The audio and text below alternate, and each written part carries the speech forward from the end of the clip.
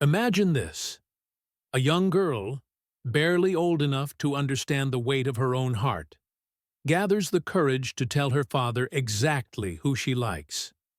And her father isn't just anyone, it's Elvis Presley. She expected a joke, maybe a teasing grin, perhaps a lecture about love and life. But what she heard instead stopped her in her tracks. His words were neither playful nor disciplinary. They were something far more profound, a raw, unfiltered truth wrapped in tenderness. That single moment, suspended between innocence and revelation, became a memory she would carry for a lifetime. A moment that made her cry, not from shame, not from fear, but from the overwhelming power of being seen and understood by the man who was both her parent and an icon. In that instant, the world felt larger, more complicated, yet infinitely more alive. The vulnerability, the honesty, the quiet gravity of that exchange reshaped the way she would see love, family, and herself forever. Let us know where you're watching from, and we hope you enjoy the story. The house at the end of Audubon Drive gleamed under the southern sun, a sprawling testament to success, fame, and music. But for 6-year-old Lisa Marie Presley, it was simply home. The brick walls, warmed by decades of sunlight, seemed to pulse with life. The scent of freshly cut grass mingling with the faint, lingering aroma of chocolate chip cookies that Mama would sometimes bake in the kitchen. The house was enormous, its rooms filled with the echoes of laughter, music, and sometimes the solitude that fame demanded from her father. To the world, it was Graceland, a shrine where people whispered about the king of rock and roll as though he were untouchable. To Lisa Marie, it was just Daddy's house, a place of warmth, comfort, and occasional loneliness. Inside, the hallway walls were lined with gold records, black and white photos of Elvis in his youth, and candid snapshots of Lisa herself, captured mid-laughter or in the midst of playful mischief. A gentle clatter of paws on polished floors heralded the arrival of one of the family's many dogs, a beagle named Champ, who leapt toward her with tail wagging. Lisa squealed, her small hands trying to tame his energetic jumps, laughing even as he left muddy prints on her pink slippers. Behind her, a maid silently swept the floors, careful not to disturb the rhythm of her small, private world. This was Lisa's domain as much as it was anyone's, a place where the ordinary and extraordinary collided seamlessly. Yet despite the luxury and constant buzz of activity, there was a quiet tension in the air. A subtle absence felt most acutely in the spaces her father's laughter should have filled. Elvis Presley, adored by millions, world-famous, a figure whose name could stop traffic and ignite hysteria, was her daddy first. And yet, he was so often elsewhere, touring, performing, enveloped in the glow of spotlights and cameras. Lisa had learned to navigate his absences, filling the gaps with imaginary conversations, whispered secrets to the portraits of him lining the hall, or confiding her smallest discoveries to the family dog. But sometimes, on slow afternoons, a pang of longing settled in her chest. She wanted him not as the king, not as a legend on television screens, but simply as her father, sitting beside her with a story or a song. In the mornings, the house hummed with preparation. Staff moved quietly, arranging flowers, polishing surfaces, and preparing meals. The air was rich with the sounds of distant piano notes echoing from the music room where Elvis often lost himself before sunrise. Lisa would sit by the grand piano, tracing her fingers across the gleaming black keys, imagining herself beside him as he played. The music was alive, vibrating through the marble floors, reaching into every corner of the house.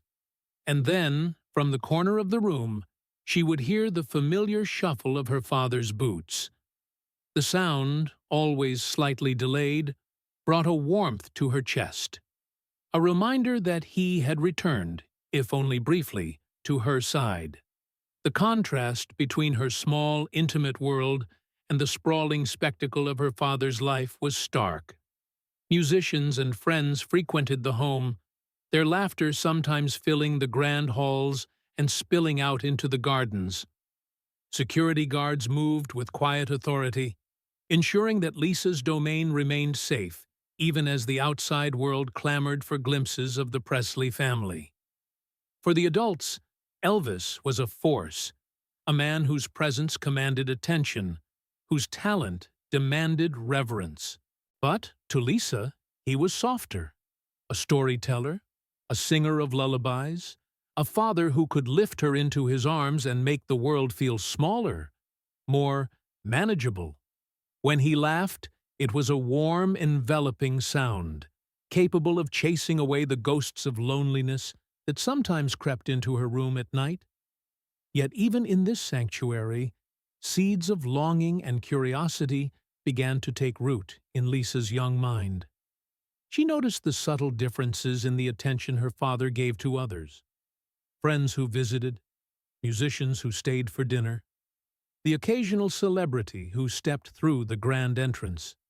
She felt a mixture of fascination and envy, a quiet awareness that sometimes the world outside Graceland seemed to hold sway over her father's heart.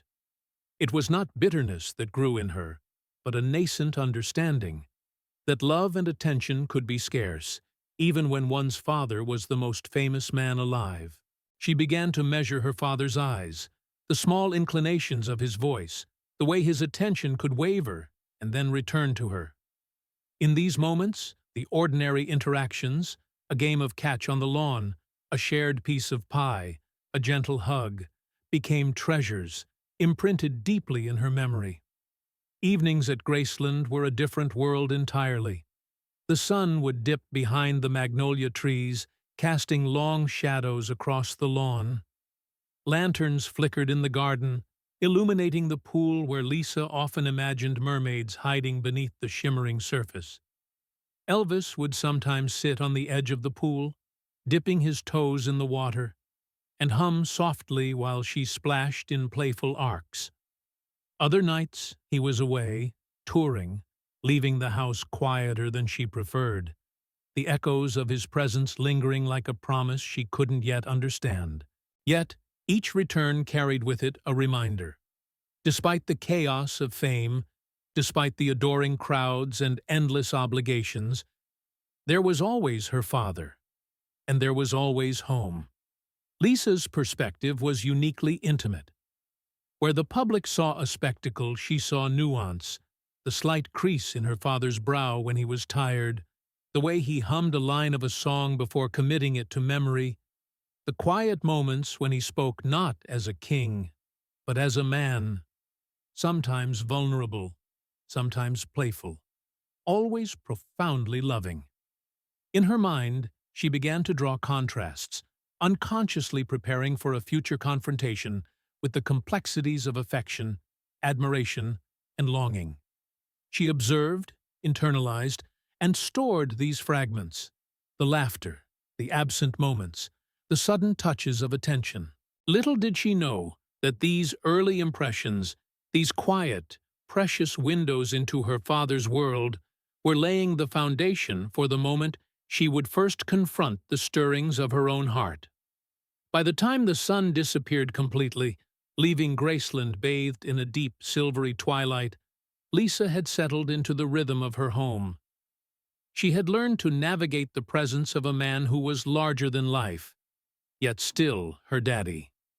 She knew when to ask for attention, when to give it space, when to wait for the sound of boots on the polished floors, signaling his return. And though she often longed for more, a conversation, a laugh, a private story, she felt safe in the knowledge that when he was near, the world outside could wait. In that delicate balance between absence and presence, between legend and father, Lisa Marie Presley grew into herself, quietly observing, quietly understanding, quietly loving. And in that space, in the quiet glow of Graceland's endless rooms, the first threads of her own story began to weave themselves, threads that would lead to confessions, to heartbreak, to lessons that only a father like Elvis could impart. The house, alive with history and hum, was not only a monument to fame, it was a cradle for love, for learning, and for the first tentative stirrings of a girl discovering the complexity of both admiration and emotion. Evening settled over Graceland like a soft, velvety blanket, dimming the gold and cream tones of the living room into muted shades of amber. The day's light faded across the polished floors, casting the faint shadows of chandeliers and family portraits on the walls.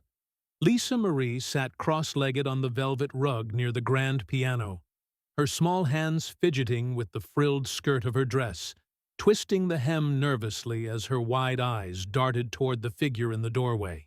Elvis had returned just moments ago, his boots tapping softly against the wooden floor as he moved toward the piano.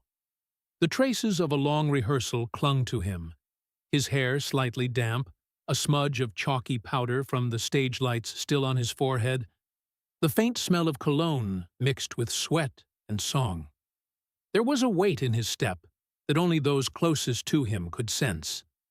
The exhaustion of constant performance, the endless rotation of travel, sound checks, cameras, and adoration. Yet, despite it all, when he caught sight of Lisa Marie, a faint smile touched his lips, and his tired eyes softened. Lisa Marie's chest tightened with a mixture of excitement and fear. She had rehearsed these words countless times in her mind, spoken aloud to the empty hallways of Graceland or whispered to Champ as he lay by her side. Now, with her father standing near the piano, humming absent-mindedly, she felt the enormity of her small confession pressing on her heart. "Daddy?"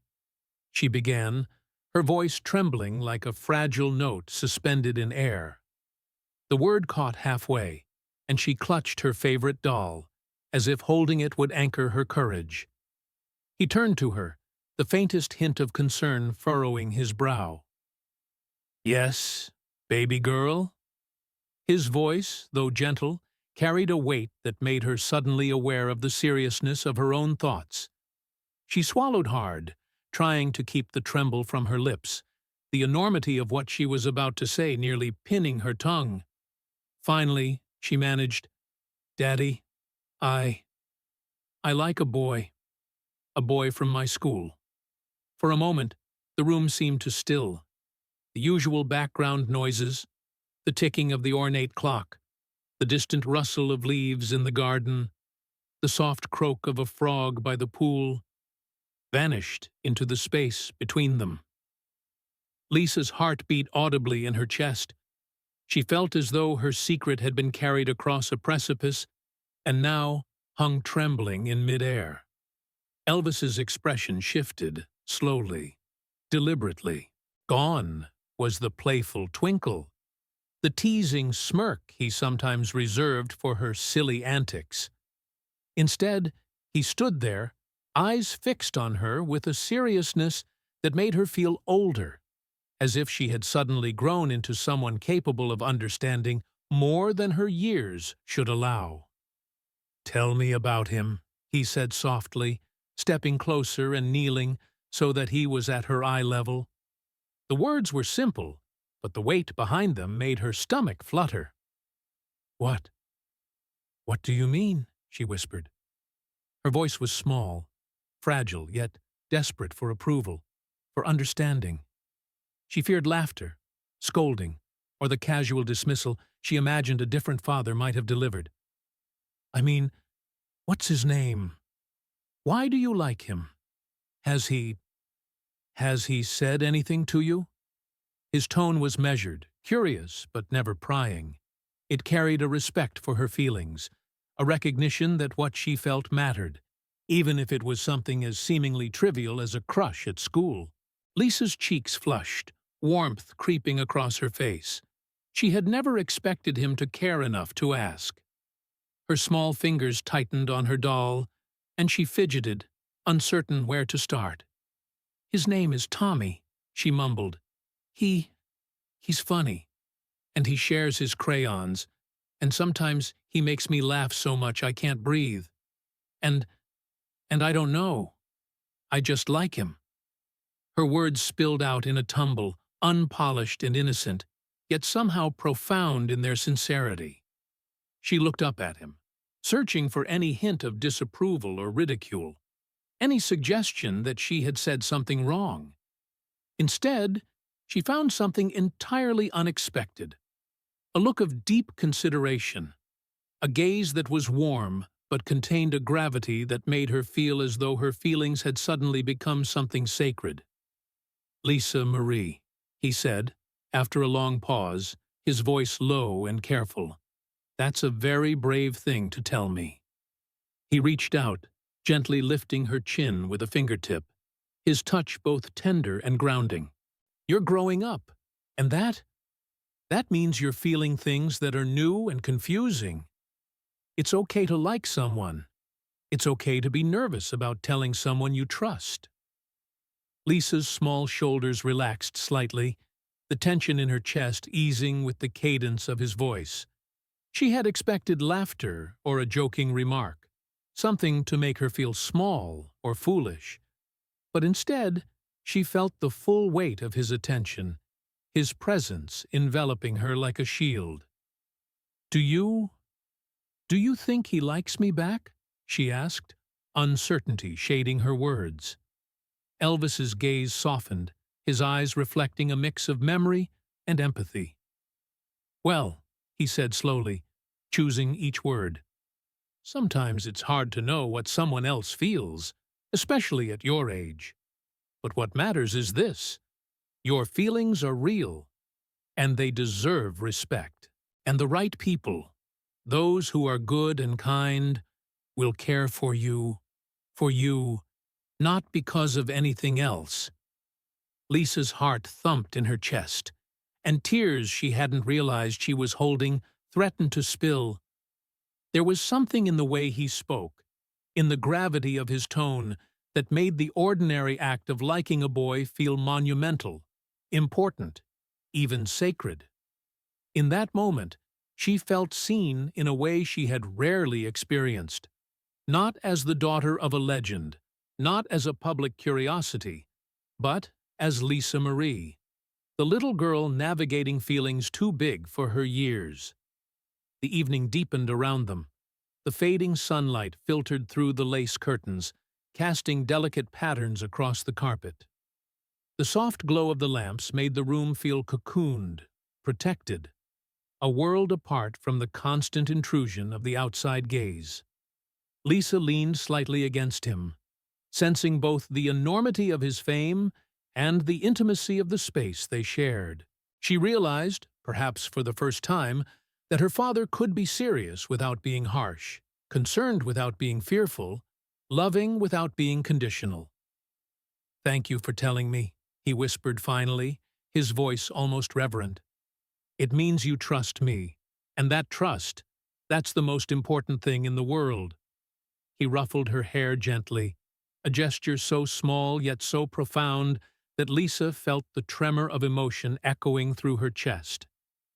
For a child accustomed to the unpredictability of fame and the shadow it cast over her father's attention, this simple affirmation was monumental.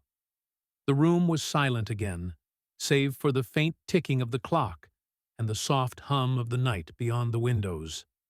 Lisa felt her fears slowly dissolve, replaced by a tentative warmth, a newfound courage to accept that her feelings were valid and worthy of consideration.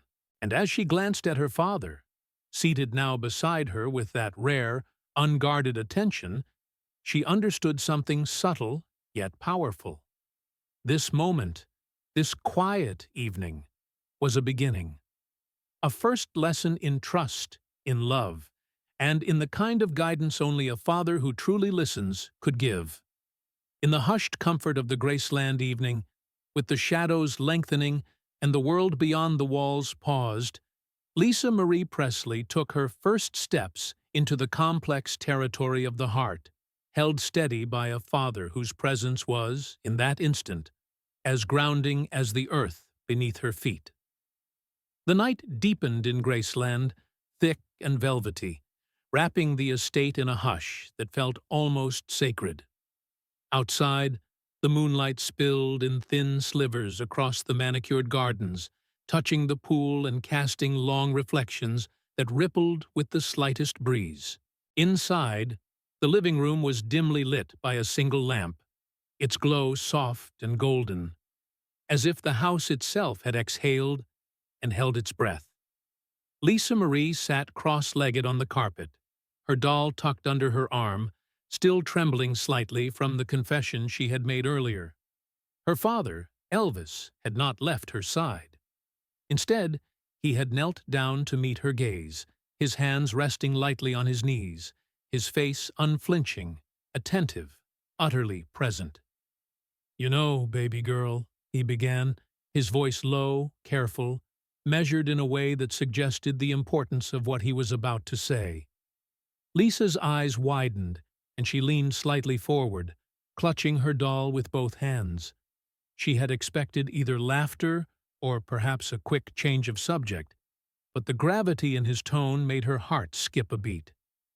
"When I was about your age, maybe a little older, I felt something very much like this.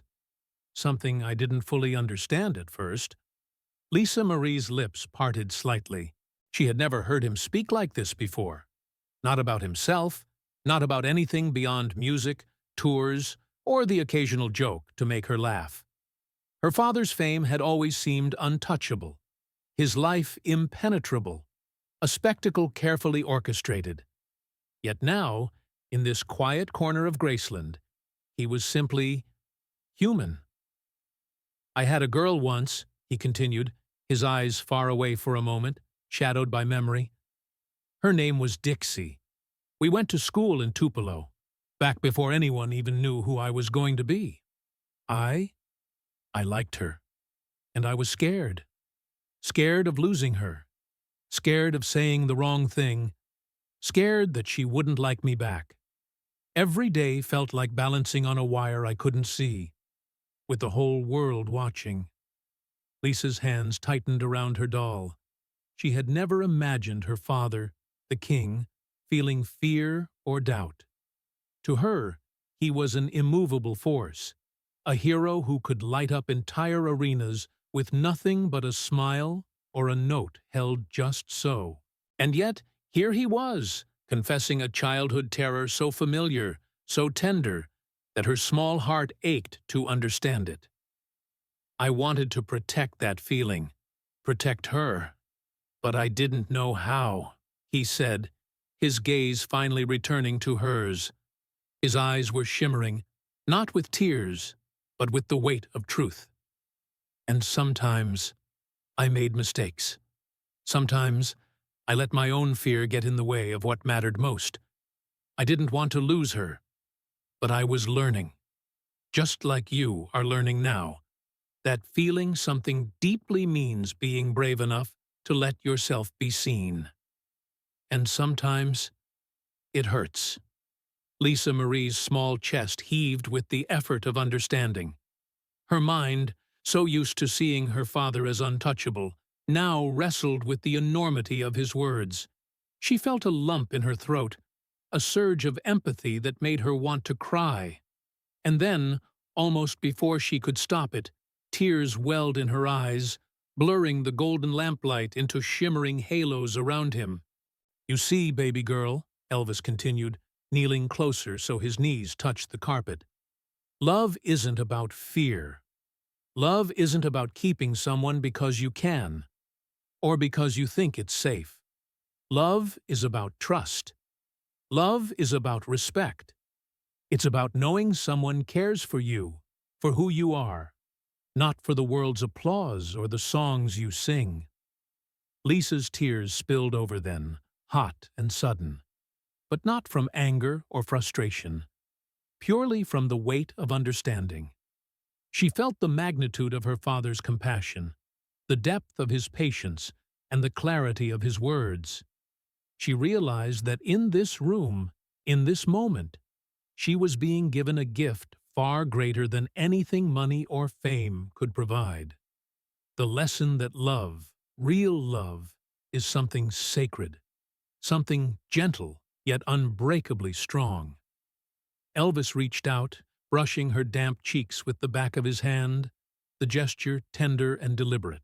"If someone deserves your heart, Lisa Marie," he said softly, almost reverently, "they will never make you cry. Never. Not out of cruelty, not out of indifference, not because they're distracted or confused. Someone worthy of your love will honor it, just as you honor theirs." The words lodged themselves in Lisa's chest, wrapping around her like a warm cloak. She felt the intensity of their meaning, the rare and precious clarity of her father's perspective.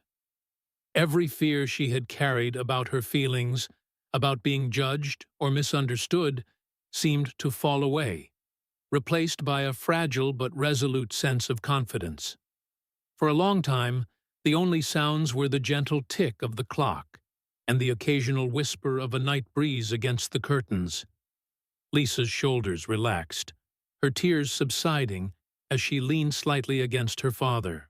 She felt safe, cherished, and seen, not as the daughter of a famous man, not as a curiosity to be gawked at, but as herself, small, imperfect, learning the contours of a vast and confusing heart. Elvis smiled then, faintly, a quiet curve of lips that held both pride and love. "You're learning, baby girl," he said, "and that's all anyone can ask. Remember, it's okay to feel, it's okay to hope, and it's okay to cry, as long as the tears come from truth, not from fear." Lisa Marie nodded, the lesson sinking in deeper than any bedtime story, deeper than any lullaby sung from the piano bench. She realized that this moment, so intimate, so rare, was one that would echo through her life. Not a performance, not a rehearsal, not a public image could ever match the weight of this quiet, tearful understanding between father and daughter. Outside, the moon climbed higher, painting the Graceland gardens in silver light. But inside, the warmth of fatherly love and wisdom wrapped the two of them in a bubble that neither time nor fame could penetrate. For Lisa Marie, the evening became a hinge between childhood innocence and the first, tentative understanding of the complexities of the heart. A moment she would carry forever, etched into memory, like the first note of a song she would never forget. The morning sun slanted through the tall windows of Lisa Marie's classroom, casting long, warm beams across the polished wooden floors and the rows of neatly aligned desks. The familiar scent of chalk dust and polished wood hung in the air, mingling with the faint sweetness of freshly sharpened pencils. Lisa sat in her usual spot near the window, tracing the patterns of sunlight on her notebook, trying to keep her thoughts focused on multiplication tables and spelling exercises. But the remnants of last night's conversation with her father clung to her mind, whispering with quiet insistence, real love, respect, trust. Even before the first bell rang, whispers began to circulate like invisible currents across the room. "That's Elvis's daughter," one boy murmured to another as he cast a sideways glance at her. "She probably gets everything she wants." Lisa's stomach tightened. She had grown used to the occasional stare, the hushed tones of children who both admired and envied her. But today, it felt heavier, sharper, more deliberate. By the time Mrs. Harper entered, clipboard in hand, the classroom was buzzing with subdued tension. The teacher's voice, calm and measured, tried to slice through it. "Good morning, class. Please take your seats." Yet even as Lisa settled into her chair, she could hear the fragments of conversation behind her. "No way he'll ever like her. He probably doesn't even notice her. It's sad, being famous by association, isn't it? Lisa's heart sank. The words stung in a way she hadn't anticipated, and she clenched her small fists under the desk, willing herself not to cry.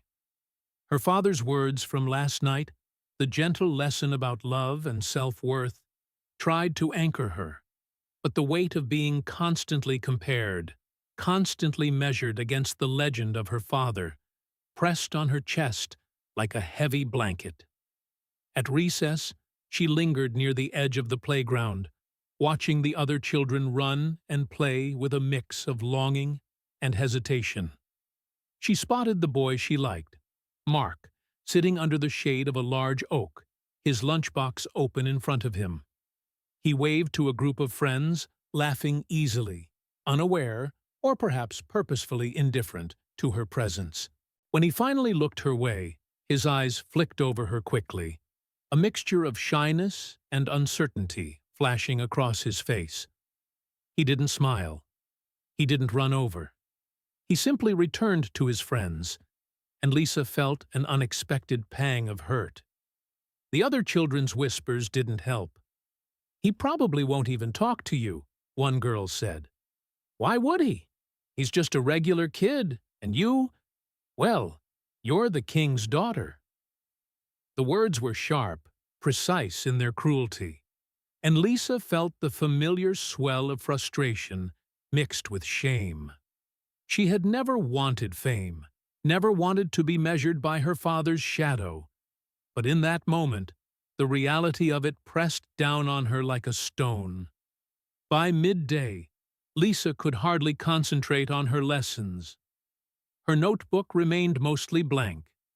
The letters she attempted jagged and uneven, because her mind was elsewhere, turning over every glance, every whispered comment, every unspoken slight. She longed for the sanctuary of Graceland, for the reassurance of her father's presence, for the evening when they would sit together and talk. The contrast between the ordinary cruelty of school and the protective warmth of home felt unbearable. Finally, in the quiet of the lunchroom, Lisa confided in her closest friend, Emily, whose face was marked by empathy and concern. "It's just, everyone acts like I'm not even really me," Lisa whispered, her voice barely above a tremor. "Like I'm only here because of him. And Mark, he doesn't even notice me. It's like I don't exist." Emily's hand found hers across the table. "Lisa, you are you," she said gently, but Lisa could hear the uncertainty in her friend's voice. "But it's hard. People they see your dad first. They don't know how to see you." Lisa nodded, tears threatening to spill, but she swallowed them back. The weight of isolation was palpable. She wanted so desperately to talk to her father about it, to hear him say that she mattered, that her feelings, her crush, her struggles were important and valid. And yet, she hesitated, afraid that he would be too busy, too removed, too wrapped up in his world to understand the minutiae of her small, fragile heart.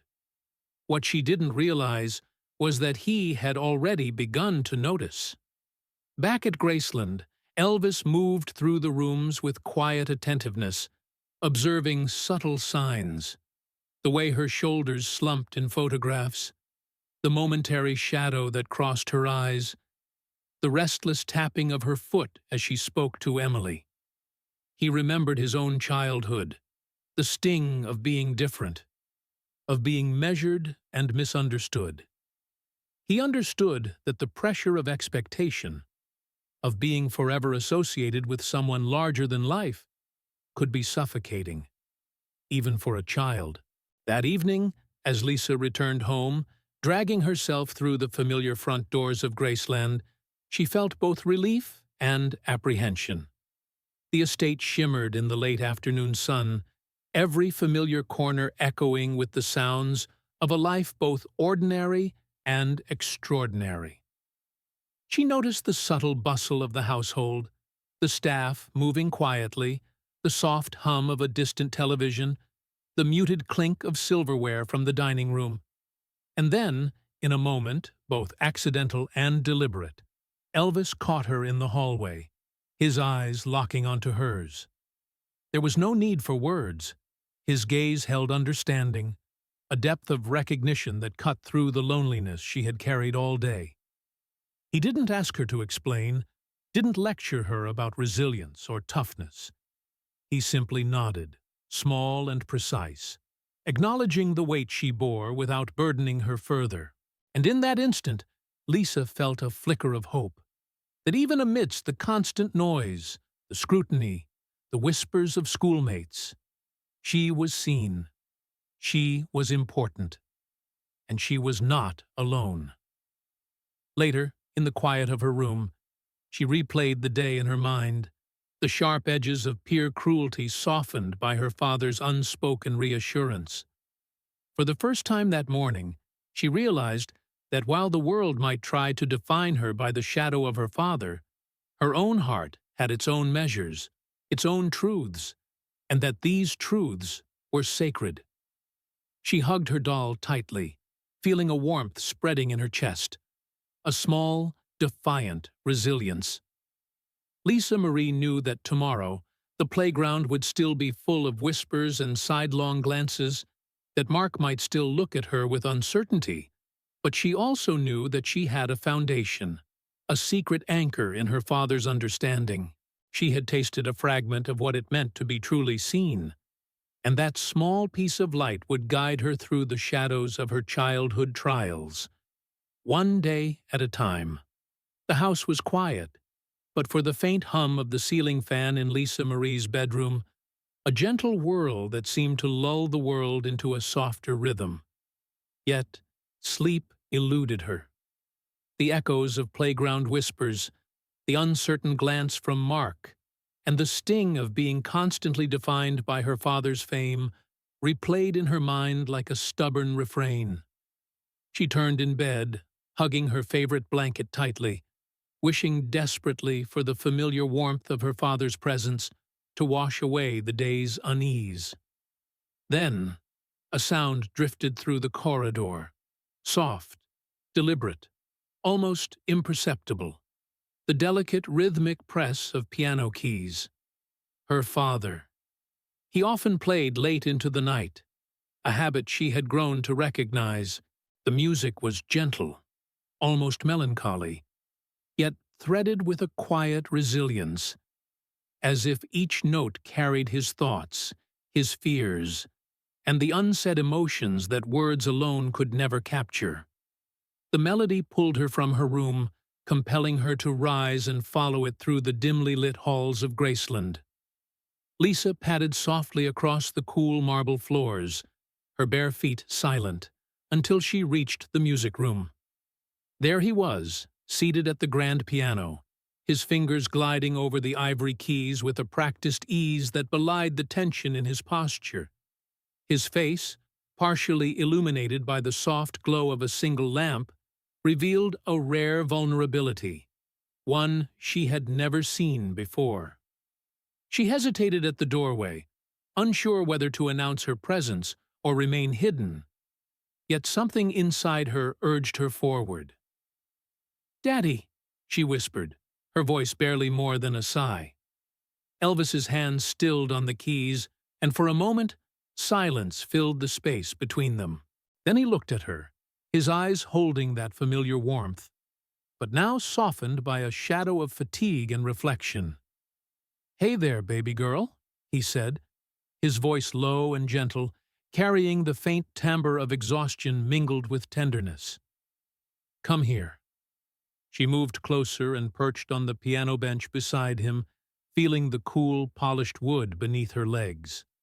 The music resumed, each note deliberate, as if guiding her into the depths of a conversation that neither of them had planned, but both seemed to need. "Daddy," she began cautiously, "do you ever feel like people only care about you because of who you are, not who you really are?" The words trembled as they left her lips, the vulnerability in her question raw and unfiltered. Elvis's gaze softened further, and he exhaled slowly, almost as if releasing a weight he had carried for decades. "Every single day, baby girl," he admitted, his voice low, resonant with an honesty that startled her. "Every time I step on that stage, every time people scream my name, it hits me. I feel alone. Even when I'm surrounded by hundreds, thousands, I feel the emptiness of being seen for what I am on the outside, not for who I am on the inside." Lisa's small hand found his, resting lightly on the back of his. The warmth of his skin, the gentle firmness, conveyed a reassurance beyond words. She had always seen him as larger than life, a figure of immense energy and charisma. But in that moment, she saw the man, the father, stripped of the spotlight, the adoration, and the public myth. "I don't want to feel like that," she said softly, "to worry that nobody really knows me."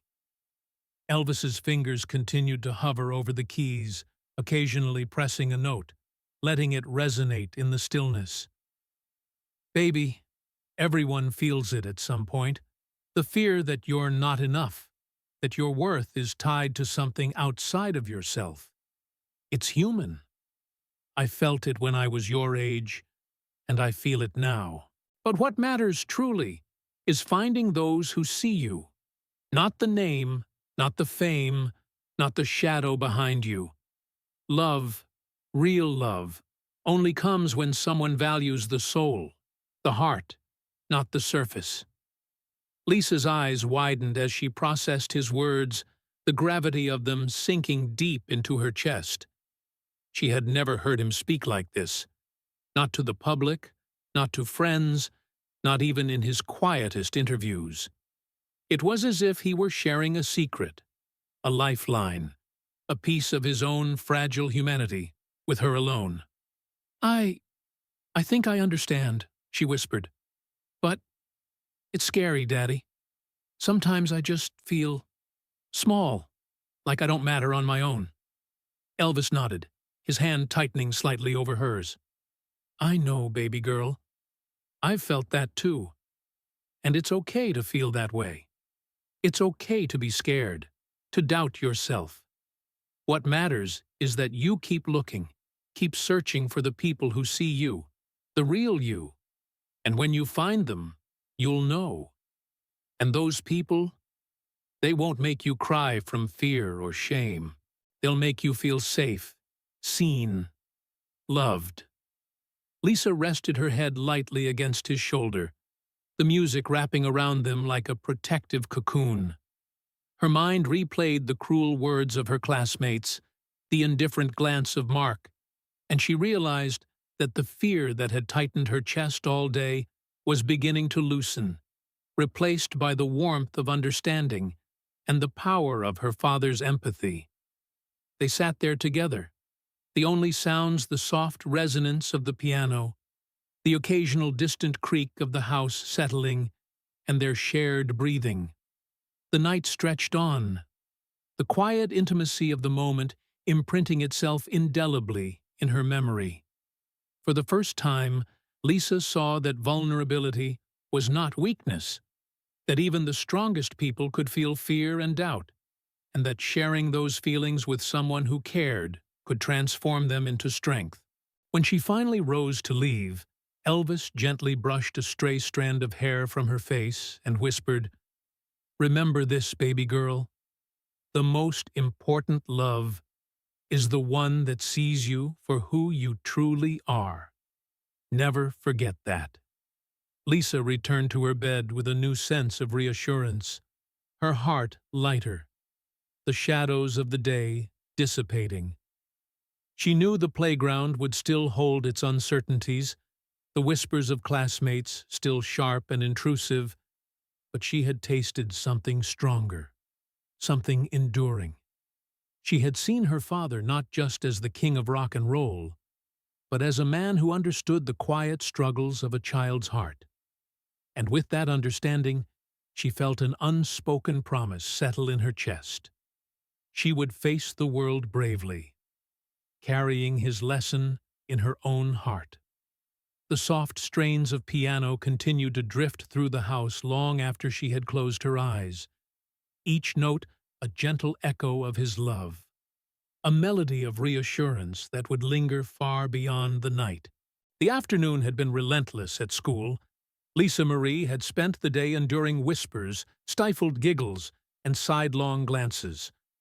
The memory of Mark's indifferent shrug still burned in her mind, as if branded there by some invisible hand.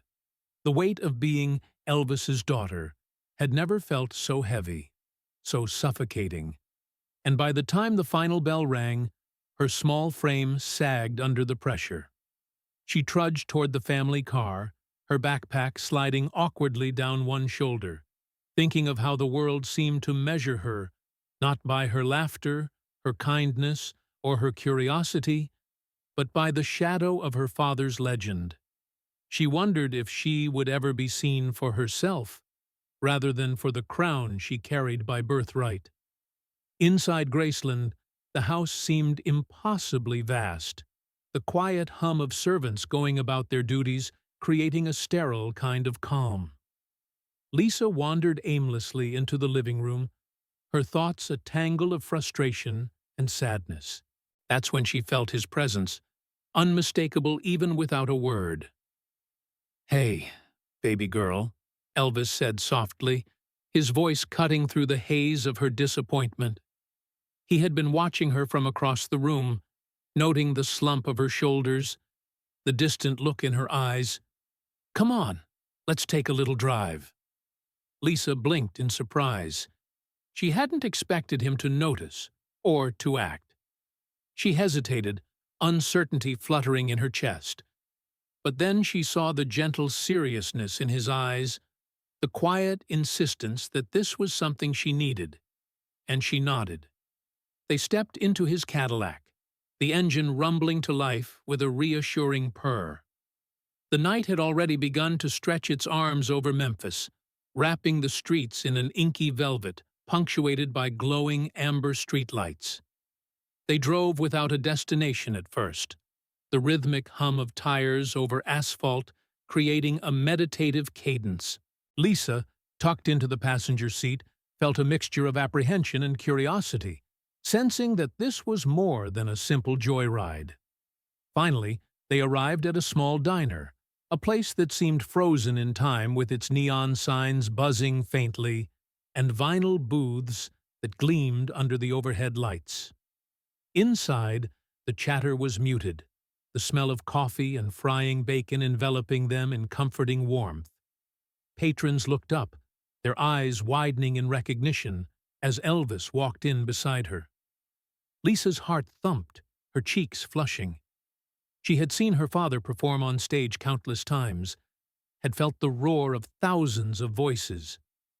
But this was different. This was personal. She watched the diners murmur and exchange glances, some staring with disbelief, others whispering reverent appreciation. And yet, the moment was not about him. It was about her. They slid into a corner booth, far enough to feel private, but close enough to witness the subtle awe rippling through the room. Lisa's hands fidgeted with the edge of the table, nervous and overwhelmed, and Elvis reached across, covering her fingers with his. His touch grounded her, a tangible reminder that she was never alone in this, no matter how intimidating the world might feel. "You see, baby girl," he said quietly, "people can clap, cheer, and shout, but that doesn't always mean they understand. Respect and love come from knowing someone for who they really are, not for their name, their fame, or the story written about them." Lisa looked up at him, the corners of her eyes glistening with unshed tears. The din of the diner faded into the background, replaced by the weight of his words. "But what if people only see me because of you?" she asked softly, almost a whisper. Elvis smiled, a gentle curve that carried decades of experience, hope, and sorrow. Then you find the ones who don't care about the crown, the spotlight, or the name. You find the people who love you for your heart, your mind, and your spirit. Those are the ones worth keeping close. He gestured to the quiet diner around them. The patrons had begun to whisper among themselves, some approaching with shy admiration, some snapping photographs surreptitiously. Yet none of this seemed to bother him. He leaned closer, lowering his voice so only she could hear. "See these people?" he said, his tone warm but firm. "Some cheer for me because of what I do, but the love that matters, the love that counts, is not applause. It's quiet. It's patient. It's the kind that doesn't make you cry from embarrassment or comparison. That's the love you deserve, Lisa. Not the kind that makes you shrink into yourself." Tears finally spilled over, warm and unrelenting. But these were not the tears of hurt or fear. They were the tears of relief, understanding, and the deep, sudden knowledge that she had just been given a gift far beyond any material treasure. She gripped his hand tighter, the press of his palm steadying her, whispering a silent gratitude that words could not convey. They finished their coffee in near silence, the kind of silence that carried the weight of shared understanding. On the drive back to Graceland, the city lights streamed past, painting streaks of gold and orange across the car's polished surfaces. Lisa rested her head against the window, her thoughts no longer clouded by insecurity or doubt, but illuminated by the clarity of her father's guidance. When they pulled back into the driveway, the house looming large and familiar, Lisa felt a renewed sense of strength. Elvis turned to her with that quiet smile, the one that seemed to say, without words, "You are enough." As she stepped out of the Cadillac and into the familiar corridors of Graceland, she realized something profound. The night had changed her. She had witnessed firsthand that the value of a person was never determined by public gaze or whispered judgment. It was a lesson wrapped in headlights, late-night roads, and the unwavering presence of a father who understood her fear and, in one simple act, helped her rise above it. That night, Lisa Marie would sleep differently. She would dream differently. And when morning came, she would face the world with a quiet, unshakable conviction, carrying within her the knowledge that love, true love, sees, values, and embraces the heart, not the name. The morning sun filtered through the towering oaks that lined the driveway of Graceland, casting dappled light on the manicured lawns and the glittering surface of the swimming pool. Birds called lazily in the gardens, and somewhere inside, the faint strains of piano practice drifted through an open window. For Lisa Marie, the world outside the front doors of her home seemed to move with a rhythm she had never truly noticed before. A rhythm she now felt herself part of, fragile yet integral. She had spent much of the morning in a restless haze, still digesting the lessons from her night with her father. The idea that love was measured not in accolades or in the recognition of the masses, but in the quiet, steadfast regard of those who saw her for who she truly was. Yet there lingered a knot of anxiety deep within her chest.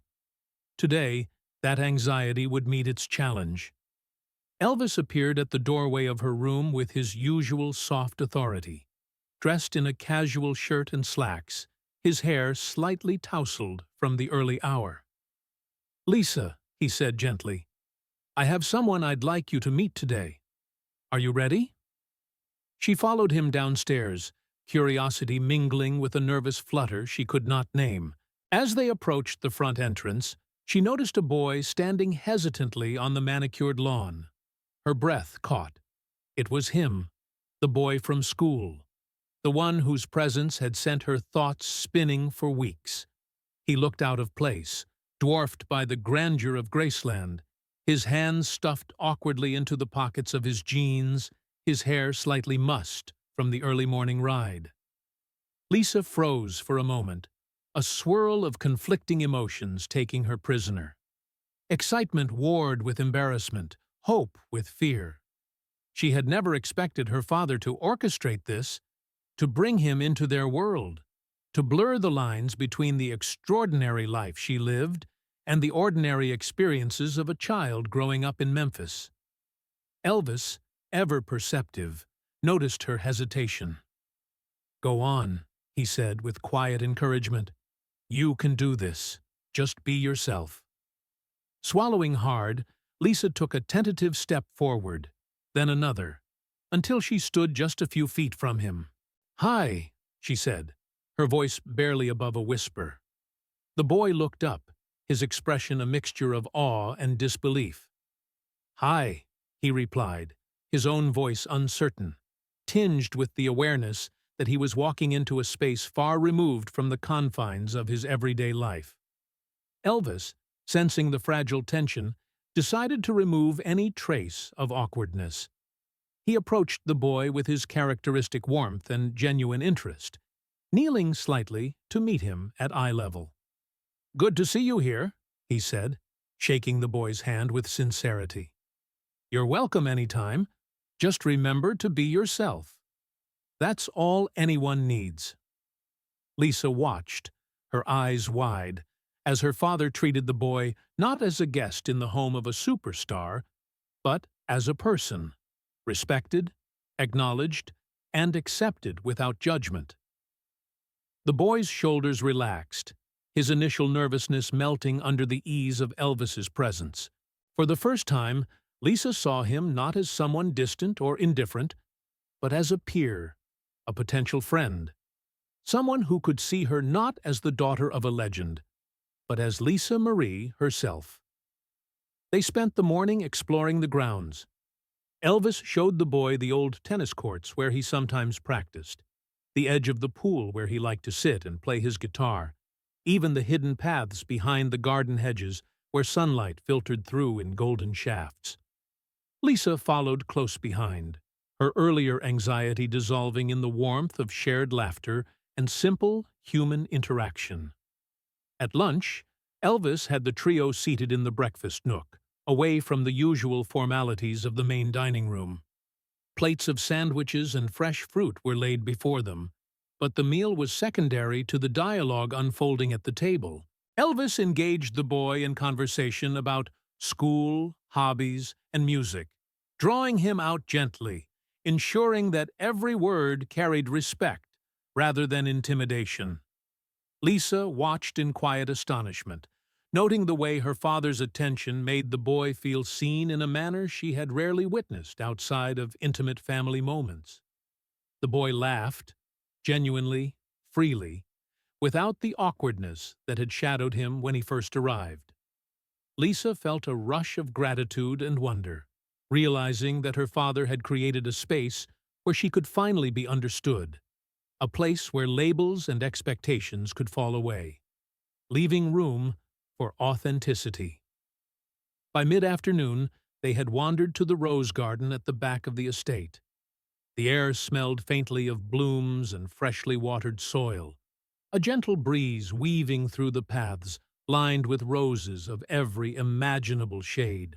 Lisa, emboldened by the ease of the morning, finally spoke to the boy directly, asking about his interests and sharing a shy smile.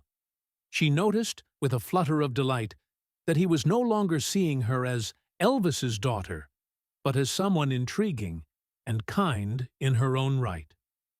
Elvis remained nearby, a silent guardian and observer, offering guidance only when necessary, allowing the two children to navigate the terrain of their first tentative friendship.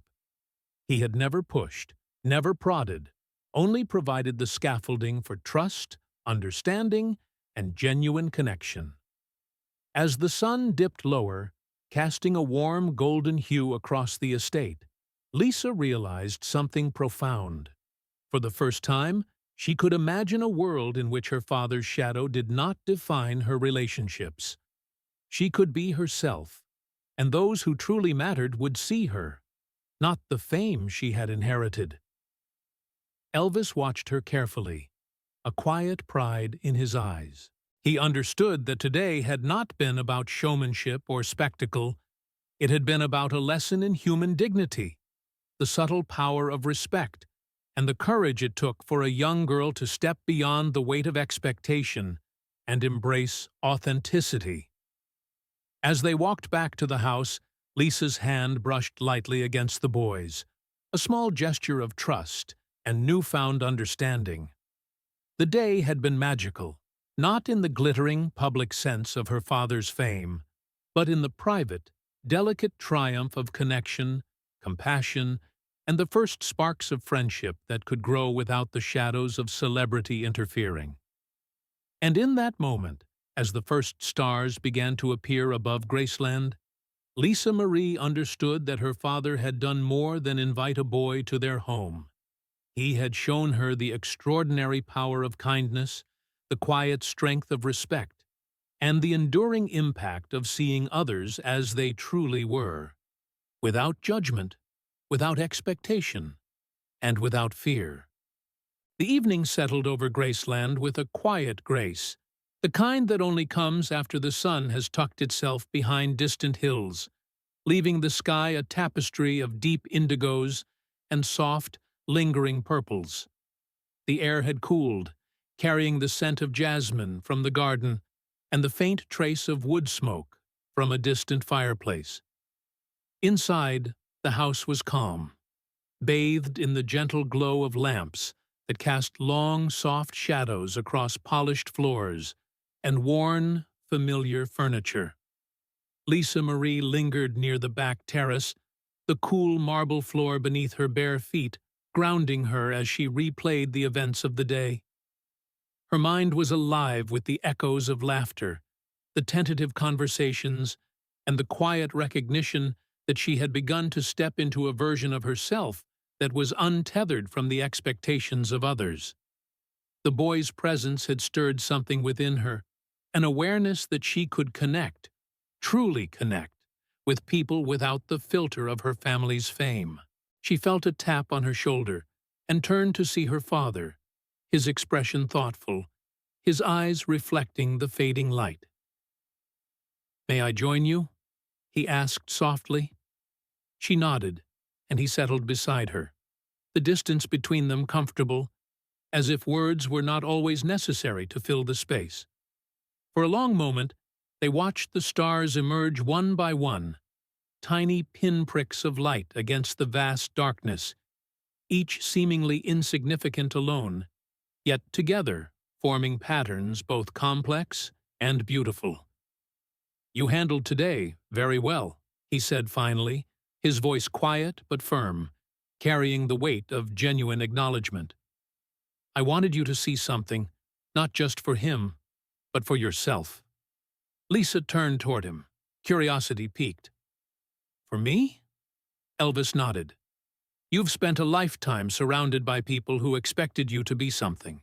Someone defined by a name, a legacy. Today wasn't about the fame, the grandeur, or the history of this place. It was about connection, honesty, and courage. You were brave, Lisa, even when you didn't think you were."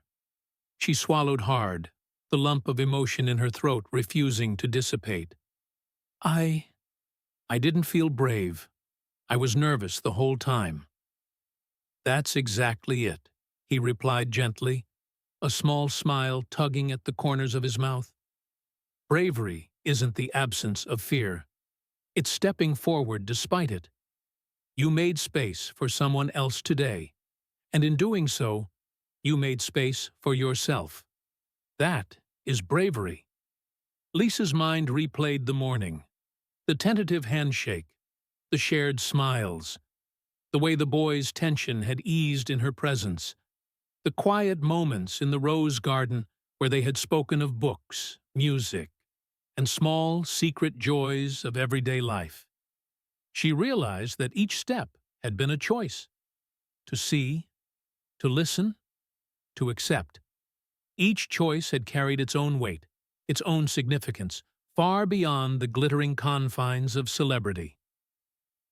"I guess I never thought of it that way," she murmured, her voice softer than she expected.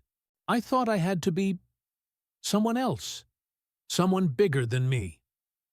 "You never have to be bigger than yourself," Elvis said firmly. "People are drawn to authenticity. You have more power in your honesty than in any show, any performance, or any legacy. The moment you embrace who you are, fully and without apology, you give others permission to do the same." She turned her gaze back to the sky, the stars reflecting in her eyes, as if the universe itself had pressed pause to witness the conversation. The words settled within her, a warmth that spread from her chest to her fingertips, a gentle fire of understanding and self-recognition. I understand," she whispered. "It's not about being perfect, is it? It's about being real." Elvis chuckled softly, the sound low and comforting. "Exactly. Real is powerful.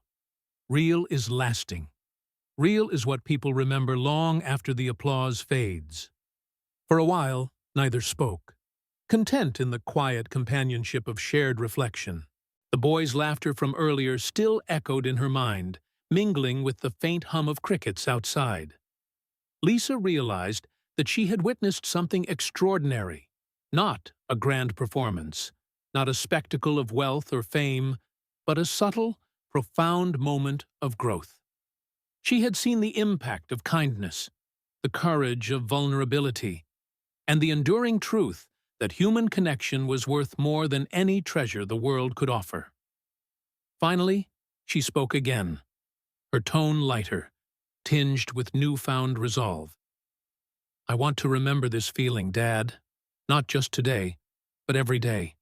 I want to live like this, with honesty, courage, and care." He placed a hand over hers, his grip steady, grounding, yet gentle. "Then that's what you'll do. One choice at a time, one act of honesty at a time. Life is a series of small moments, Lisa. Sometimes they seem insignificant, but together, they shape the person you are becoming." The stars above seemed to shimmer in agreement, their light unwavering, silent witnesses to the turning of a new page in a young girl's life. Lisa felt a sense of peace, a rare, unshakable clarity that had eluded her in the past. The boy's presence, the day's events, her father's words, all of it coalesced into a vision of what she wanted her life to be. Real, kind, courageous, and unabashedly hers.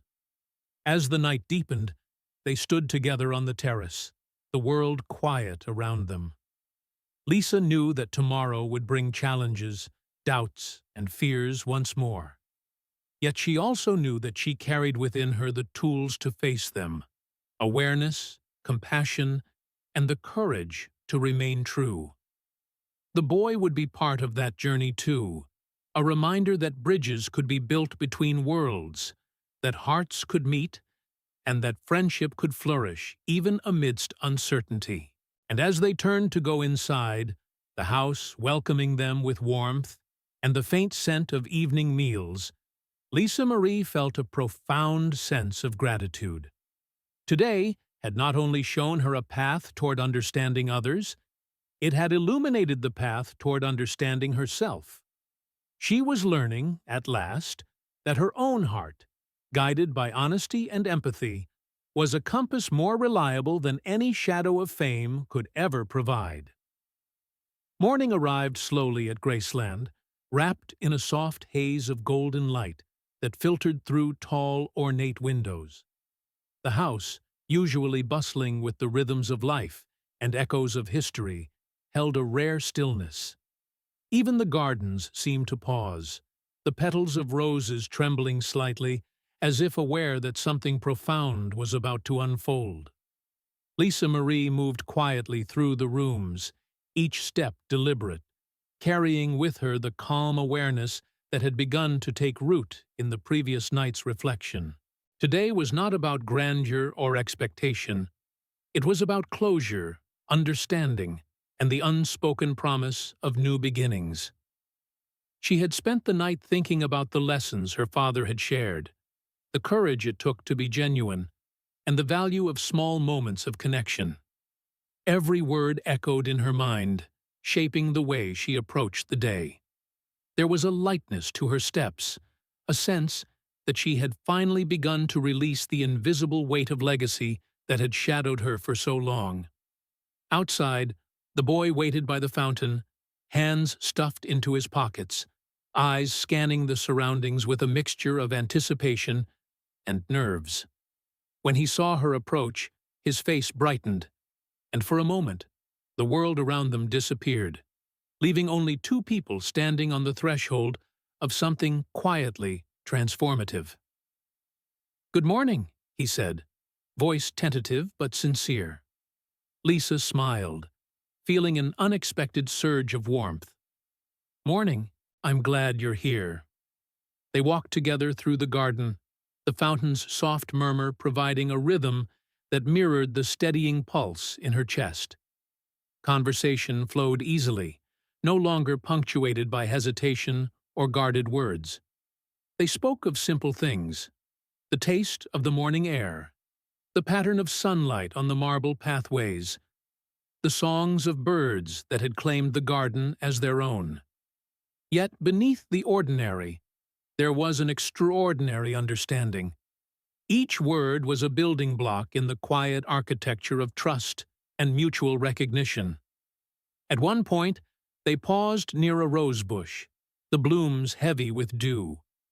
Lisa reached out and touched a delicate petal, marveling at its softness, its resilience, and its beauty. "It's amazing," she said softly, almost to herself, "how something so fragile can be so strong." The boy nodded, eyes reflecting the early light. "I think that's true for people too. We're fragile in some ways, but the things we care about, the choices we make, they give us strength." Her heart lifted at the simplicity and truth of his statement. For the first time in a long while she felt completely seen, not as a daughter, a celebrity, or a name, but as someone real, someone whose thoughts and feelings mattered in their own right. As the morning unfolded, Lisa Marie realized that the day itself was a metaphor for her journey. The sun climbed steadily, casting light where shadows had lingered, illuminating paths she hadn't dared to walk before. She understood that growth, much like the sunrise, was gradual, patient, and unstoppable. It could not be rushed, yet it could be embraced fully, moment by moment, choice by choice. Her father appeared on the terrace, watching quietly as she and the boy explored the garden. There was a subtle pride in his stance, not boastful, but deeply rooted in love and understanding. He had witnessed her transformation over these past days, the way she had embraced honesty, the courage she had mustered to engage with someone beyond her familiar world, and the gentleness with which she had extended herself. Lisa noticed him, and their eyes met across the distance. No words were necessary. The connection was enough. It was a silent acknowledgement that the lessons of the past had been absorbed, and that the future, though uncertain, could be approached with confidence and grace. As the afternoon approached, they settled by the fountain, the water reflecting the brilliance of the sky. Lisa spoke of dreams she had hesitated to share before, ambitions that were no longer stifled by fear or expectation. The boy listened intently, encouragingly, his presence steady and reassuring. Together, they sketched plans for the coming months, their ideas intertwined with laughter, curiosity, and mutual respect. A gentle breeze stirred the garden, carrying with it the scent of roses and the promise of possibility. Lisa Marie closed her eyes for a moment, breathing deeply, feeling a profound sense of gratitude. She recognized that the journey was ongoing, that challenges would continue to arise, yet she was equipped with the tools to navigate them: courage, empathy, and an unwavering commitment to authenticity. Even as the day waned, the sense of transformation did not fade. Lisa knew that life's greatest gifts were often subtle, found not in grand gestures or applause, but in quiet understanding, in the act of seeing and being seen. Her relationship with the boy had become a mirror, reflecting her own growth and resilience. In his presence, she felt the beauty of mutual discovery, the strength of shared vulnerability, and the enduring power of connection.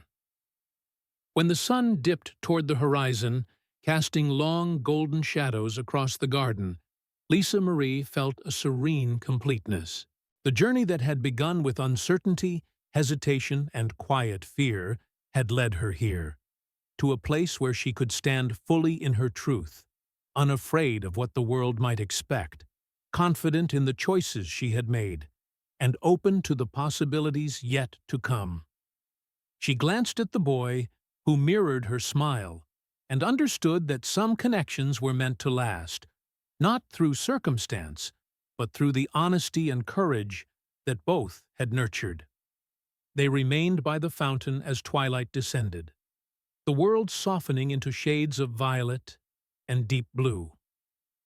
Stars began to shimmer above, a reminder that even in darkness, light endures, guiding those willing to see and follow it. Finally, hand in hand, they walked back toward the house, the past and present converging in a harmony that was both quiet and profound. Lisa Marie felt the weight of expectation lift entirely, replaced by a lightness that carried her forward, ready for whatever life had to offer.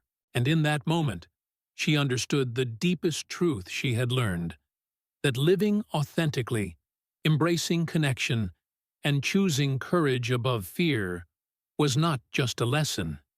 It was a life well lived. As the doors of Graceland closed behind them, the stars above seemed to shine a little brighter, echoing the hope, resilience, and promise of a young woman stepping fully into her own story.